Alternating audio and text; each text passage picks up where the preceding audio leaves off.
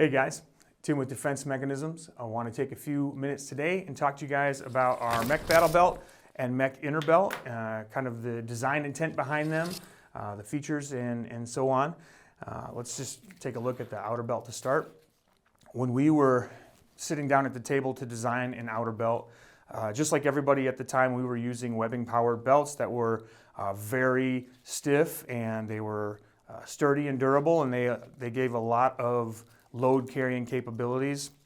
Very stiff and could carry a lot of stuff on them, but because of their stiffness, they were also very rigid in the horizontal, and those webbing belts always want to be a circle, and they didn't want to conform to our bodies. And so one of the big things that we wanted was to find a material that would allow us to still carry good load, that we would have that vertical, stiffness and rigidity in the belt while having some horizontal flexibility, so it would wrap around us and fit us more comfortably. And we found that in thermoplastic.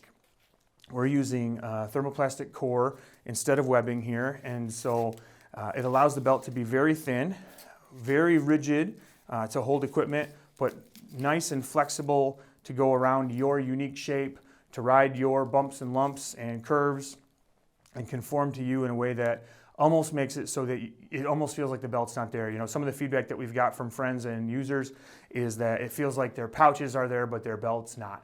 And obviously, your mileage may vary on not knowing the belt is there, but for sure that's what we're going for, right? A lightweight, comfortable way to carry all of the essential equipment that you need.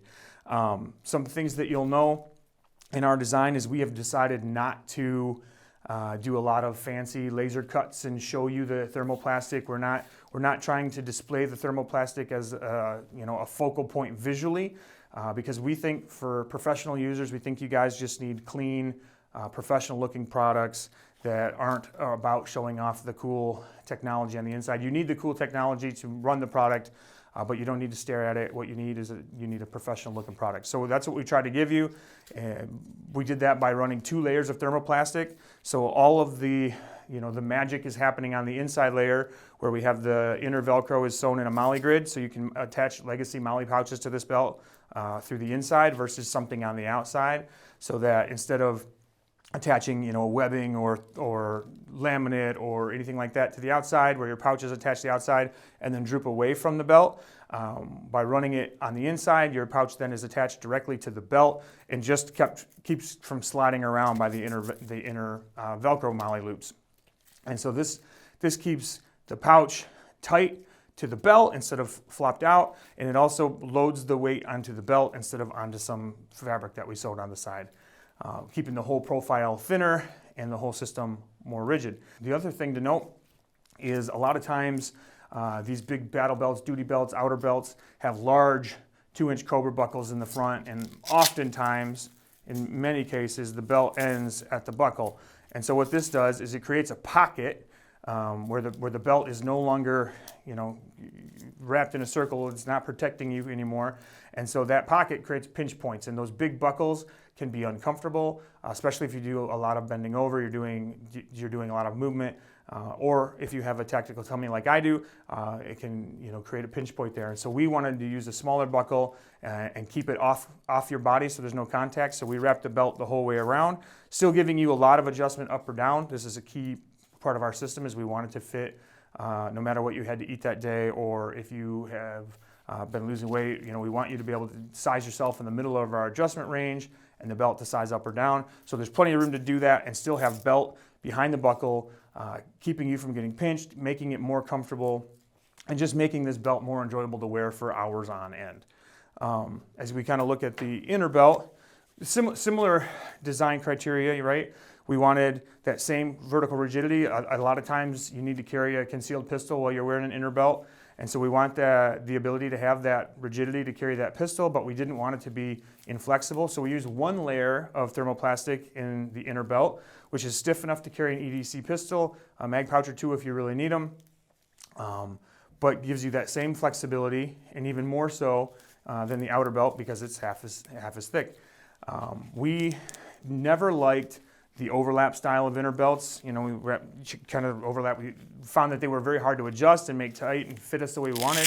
So we went with an adjustable style, running a loop lock here, and just the tail comes back on itself with hook and loop. And that makes the belt a lot easier to adjust and fine tune to exactly your fit. And if you like to run the belt tight, when I'm wearing a battle belt, I like to run my inner belt very tight. This is much easier to get really tight than the overlapping style that you've seen in the past. Basically, the only other real feature of the inner belt is the way we handled the loop Velcro. A lot of times, the inner belt, this one's a 1.5, and so there'd be a strip of 1.5 inch loop Velcro sewn to the outside, and then that would have any of the edge of the cut Velcro and any of the edge of the cut thermoplastic could come in contact with your skin. And I don't find that to be the most comfortable thing in the world. And I think, if we're making these belts for duty use, that's 8 to 12 hours a day of wearing it. We need it to be comfortable. And so instead of just leaving the edges raw, we rolled the Velcro over. This creates a soft, protective, comfortable edge. Still keeps the belt thin and comfortable, but now it's comfortable in touch. It's smooth, and there's no chance of anything being uncomfortable, scratchy, itchy, anything like that. I talked a little bit about fitment. All of our belts are sized to have a very adjustable size range. If the belt is a 32, most cases that belt will fit users that are 30, 32, or 34, and this allows you to have some flexibility. Typically, we tell people to buy your pant size. And it will be fine, because it's going to go up a little bit or down a little bit, and it's going to be fine. What we find, obviously, for the best fit is you should measure and go off our size guide. But we want there to be a lot of adjustment. We know if you buy a belt like this, you want it to last, and that means it's got to follow you up and follow you down depending on how you trend. If it's summer or winter, if it's Thanksgiving or Christmas, if you have to wear a bunch of insulated layers. And so we built a large size adjustment range into our belts to make them easier to shop for, to size, to not have to be concerned about fitment and stuff like that.